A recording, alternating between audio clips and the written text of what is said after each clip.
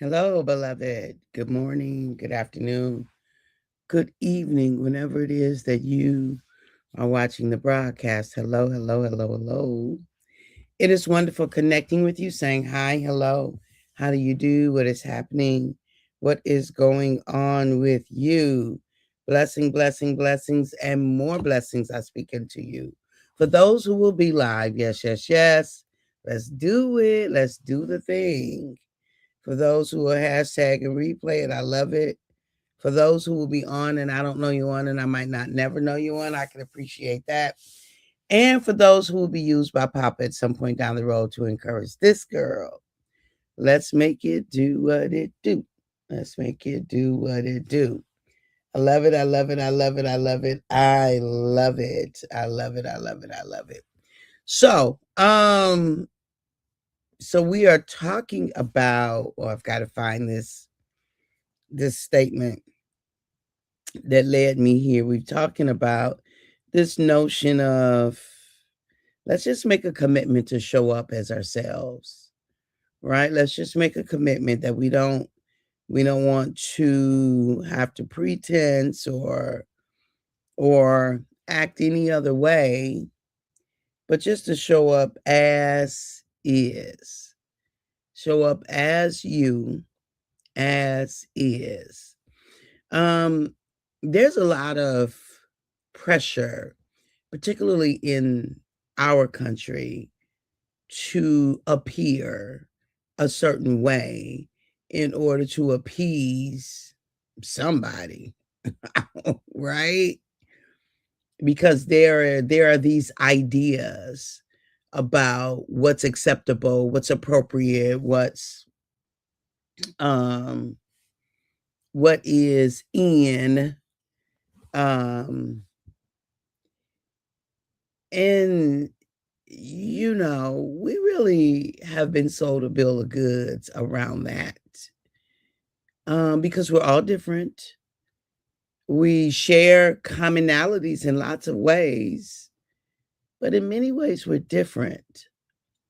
Do you know there was certainly a point in time, and may still be in some instances, where my hairstyle would have cost I could have been way more than qualified, way more than any of the other candidates, but the style of hair that I choose to wear now, would have disqualified me just from the fact that I choose to wear locks. And so when I talk about the fact that in this country, there are pressures, there are beauty standards that will go, or acceptability standards that don't fit everybody, in lots of different ways, whether we're talking dialect, size, ability, right? We could be talking in lots of different ways. Here's what I'm here to tell you in 2026. Do you, boo? Do you? Now, whenever I'm talking, I am not saying do you at cost to anybody else, right? So I'm never the person that's going to promote me against anybody. I'm not against, I'm for. I'm for love, I'm for kindness, I'm for peace, inner and outer.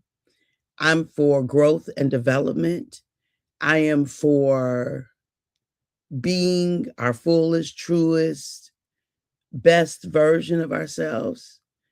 I am for living out the full potential, right? The full potential of everyone's being. And if we're doing that, then it does not come at cost, right? It does not come at cost. Like, I am not anti, is what I'm saying. And so, um, as I am giving myself permission, I invite you to give yourself permission as you, as is. For 2026 is a great start. Like, love you as you and love you as is. right? Of course we're going to grow. Of course we're going to change. Of course we're going to look to be fuller, truer, higher, freer versions of ourselves. Of course we are. In the meanwhile, celebrate you as you are, as is, right? Celebrate the brilliance that you bring. Celebrate the uniqueness that you walk in. Celebrate. I heard this statement that says, the assignment is to go into every room as your full self. That's the assignment, to go into every room as your full self. Or to walk into any and every room, your full self. And that we insult God if we leave any of ourselves hanging out somewhere. So basically, if we fail to go into any room as our full self, we insult God, right? We are reflections of God, right? This is my lived truth, right? It's my lived truth. And we are reflections of God. And so, as a reflection, what are you here to reflect? What aspect of God, what aspect of Creator are you here to reflect? What aspect? I'm here to reflect the aspect of love, growth and development, increase and becoming. I'm here to reflect that aspect, right? Love, growth and development, increase and becoming. I just found some earrings I prefer. These earrings wear me out. I don't like the way they look. It's not my preference. And so what am I saying here? Like, even doing me is, just because I started something doesn't mean I have to stay that way. So me, my earrings, right? I put them on right before I got on camera. And then when I looked at them on camera, I was like, but we started. And then I looked over to my right and I had a whole pack of earrings that my bestie gave me. Like, why we gonna keep them on? Because we get to do something else that feels, it's more sparkly. Not as big as I like. The other ones were big, but wrong color and not laying well. What's the point that I'm making here? I guess for some people, stopping to change your earrings in the middle of a live is a faux pas. Is that how we say it? A faux pas. I don't care. Like, it makes what difference? Some people might think it's unprofessional or it's distracting or it's the beautiful thing is that we've got lots of channels that we can go and look at. And for some people, me doing that gives them permission to not care about what others have to say about their camera presentation. Right? Gives them permission to show up as themselves without all of the pomp and circumstance, all of the masking, right? Anyway, for me, these just look better. Good morning, Ray Price. Thank you for your prayers. These they feel better. They match. But hey, cousin, all is well. I pray the same for you. Yes, it is. They match my hair decor, my hair decorations, right? So I am inviting you, encouraging you to, as you show up in whatever room you go into, whatever situation you go into, that noise of other people's opinion disrupts so much of our authentic life. It can. It can if we don't put it in check. It can if we don't grow beyond the influence of it. It can if we're not careful about, do you see, being clear about what we desire for ourselves, being clear about what our soul is truly yearning for, being clear about the necessity of life's request of us.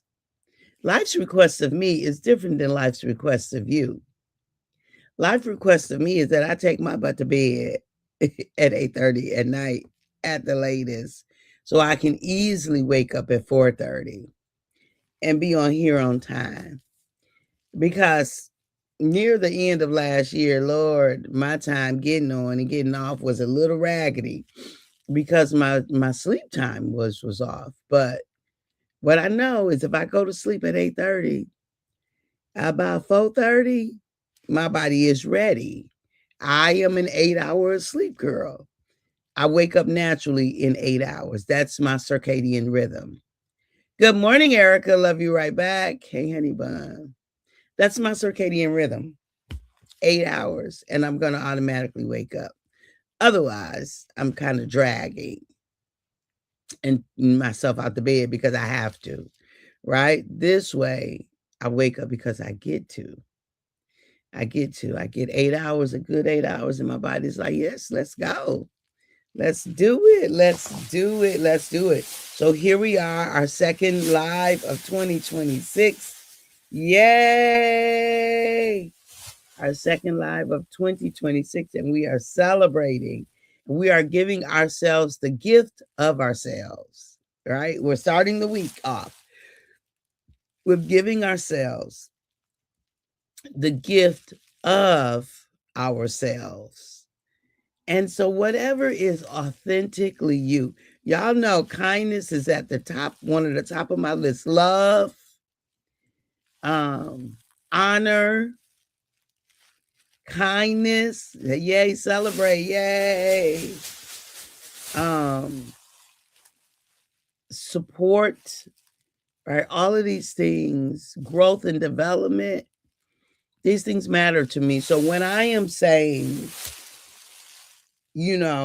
live life on your terms, again, I'm never saying, because there's this sense in our culture right now. Well, America has always built on like rugged individualism. I don't believe in that.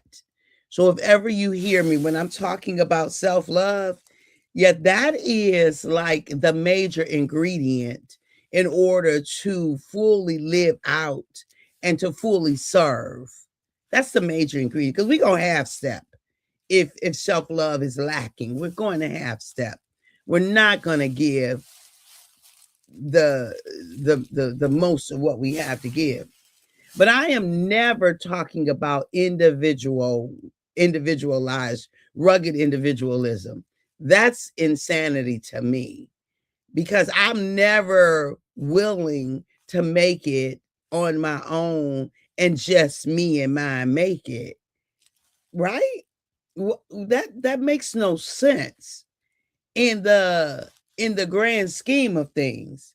Because if just you and yours make it, then what happens to the rest? Now, okay, the rest ain't your responsibility, may not even be your business. But let me just say it like this, from an individual perspective, if just you and yours make it, then it's just you and yours, period. And what is life like that? At some point, you're going to want somebody else on the boat. And if they didn't make it because you didn't make room for them, you poked holes in their boat, or you simply didn't care when you could have gave a helping hand or could have gave a word of encouragement or whatever, and you only cared about you and yours, at some point, beloved, you and yours gonna need somebody else, and it won't be nobody else, because it was only you and yours that you cared about. It just simply doesn't work that way. Not for the long run. Maybe in the short term, and oftentimes in this country thinks short term. So we'll deplete the soil because just me and mine. Right now, I just want the bottom line and I just want me and mine. And so we won't consider what the soil looks like for the next generation coming. I'm just saying, y'all. I'm just saying. It can't just be me and mine. That's a short-term solution. It's a short-term solution. Come on now. It's about us. It's about all. It's about the betterment of. That's why self-love, people who hear self-love as selfish have a very limited idea about giving all that you can, giving the best that you can, so that we all win. We lose when we don't think highly of ourselves. We are to think highly of ourselves. Scriptures doesn't say, don't think highly of yourselves. It says, don't think more highly of yourselves, right, than you ought to. I'm not sure what the more is, but I practice thinking highly of myself. And I think high of you too. Even if you don't show me high, I know there's potential for high. So I'll look past what you present. I'm going to act accordingly. I'm not naive and not foolish. So I'm going to be pragmatic about how you present and act accordingly. But inwardly, I'm going to hold for your higher good because I just feel better doing it. That's not so much a benevolent act as it is a personal wellness act. Because it doesn't do me good to think of your lower self, to meditate on your lower self. I deal with the self that's presented. And if I'm going to meditate on something, I'm going to meditate on the potential of your higher self because I'm going to feel better. If you get it, you get it. If you don't get it, go meditate on that a little bit. Say la. The more is the pridefulness. Okay. All right. The pridefulness. Okay. I can hear that. The more is the pridefulness. Don't think more highly of yourself than you ought to. Pride. Okay. So walking in pride. That makes sense. Right? Walking in pride. And we would have to unpack that a little bit. I don't think I think about pride that much. So being proud of oneself is necessary, but living in pride. So pride comes before destruction and destruction before the fall. Okay, I get that. All right, y'all. So look, we are nearing the top of the hour. I invite you to give yourself permission to be as you, to walk as you, to talk as you, to live as you. There's always growth and development and opportunities for expansion for ourselves. As is, all we got is as is. So start where you are. Don't keep wishing that you be somebody else. Be thankful for who you are right now and make yourself available for the growth and expansion that you desire for yourself moving forward, because we can't fight ourselves and then grow with the ease. Let me just say, the more you fight, the more difficult it is to go in the direction you want to go. So get in flow, be in gratitude, and set your target. All right. As is, acceptance, right, is the great start. All right. At the moment that God gave us our breath, me and you, we forfeited, we relinquished. You and I gave up the right to not be amazing. You don't have the right to not be amazing. I love you. I will talk to you tomorrow, top of the hour, 5:40 a.m. Bye-bye for now.